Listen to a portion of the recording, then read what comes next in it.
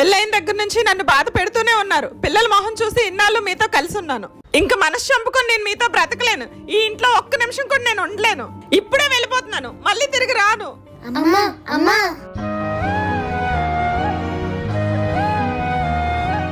నేను కోపంతో ఇంట్లో నుంచి వచ్చేసాను, గాని నేను లేకపోతే నా పిల్లల పరిస్థితి ఏంటి?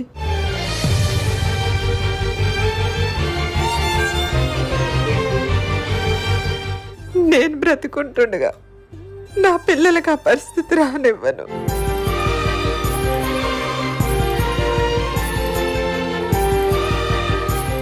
ఏమ్మా, మా గురించి ఆలోచించకుండా మళ్ళీ రానని చెప్పి వెళ్ళిపోయావు.